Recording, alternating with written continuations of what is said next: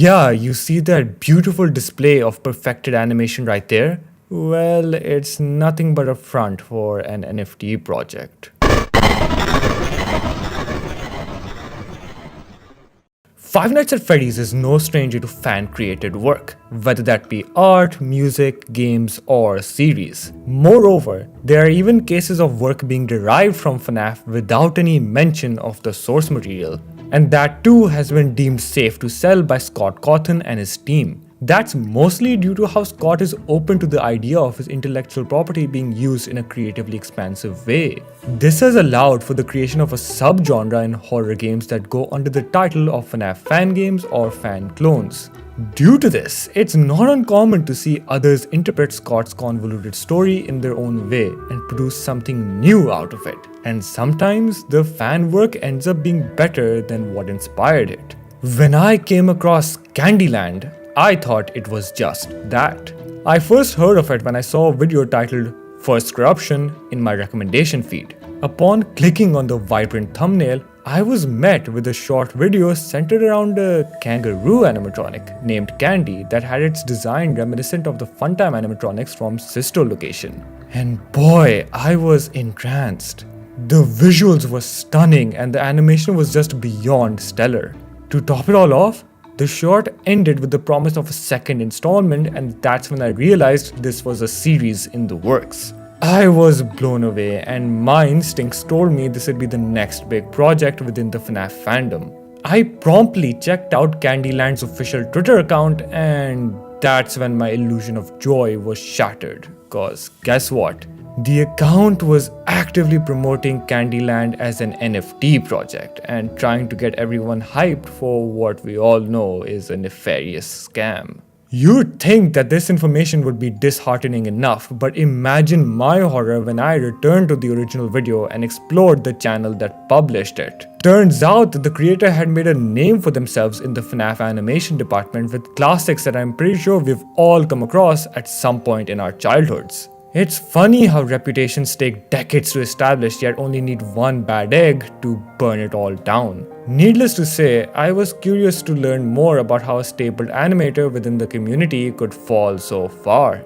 I ended up finding out that the NFT project was created to fund these high quality animations, and while I admit the production quality makes it obvious that the series wouldn't be cheap to continue, there's literally 100 other ways that money could have been raised for Candyland. Think Kickstarter, Patreon, Ko-Fi, hell even channel memberships could have worked, because believe me when I tell you that people would pay good money to see a FNAF show that looks like this. The worst part is, Golden Lane Studio knows that, and they're exploiting the YouTube algorithm through it.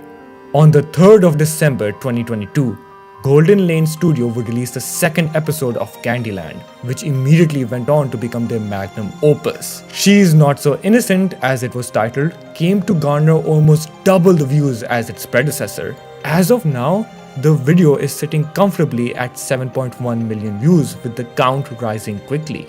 Episode 2 featured the next animatronic from the cast of 4, Susie Snack Time. Yet again, Susie, and the entire cast for that matter, bear a striking resemblance to the Funtimes. And I soon found out just how intentional that was, since Susie is a spitting image of Circus Baby, just more sexualized. And that's not me pulling at strings, okay? Just look at these promos. Moreover, something tells me the massive number of views on episode 2 has something to do with this oddly specific title. And if you need any more proof for how Susie was intentionally crafted to mess with YouTube's horniest users, look no further than the official Susie Snack Time YouTube channel, disguised as one of those pages that uploads low quality shorts with blaring copyrighted audio that somehow ended up gaining millions of views. At least those comebacks have the decency to add subtitles, but this is nothing more than a PG-rated thirst trap for an NFT of all things. And you know those FNAF AR edits that content farms pump out the ass? Well, guess who hopped onto that train too? It angers me to know that such great designs with the essence of an original story are being wasted on robot NFT boobs.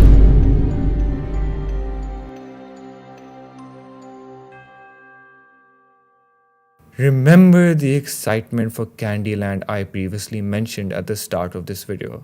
Yeah, me neither. But the cherry on top for this whole ordeal is how that same fickle excitement of mine is shared by many other FNAF enthusiasts that fail to realize just how much of a marketed ploy this entire scheme is. You see, the YouTube channel doesn't promote NFTs anywhere, which is to lure you into the world of candies and then subsequently bombard you with cheaply made iMovie promos once someone decides to delve deeper. It's a shame that this is what the state of FNAF content is right now, where everyone is at each other's throats trying to make the quickest buck they can. It's been more than 4 months since Candyland began its influence, and it is no closer to ending. I hope this video can serve as a reminder that if it's too good to be true, then it probably isn't. If you enjoyed this video, please do consider subscribing and leaving a comment down below. I love whatever you guys have to say regarding any of the topics I cover in my videos. In the meantime though, here are 2 videos that YouTube thinks that you'd enjoy. Give them a shot. I bet you won't be disappointed. Until next time, this has been Vexus, and see ya.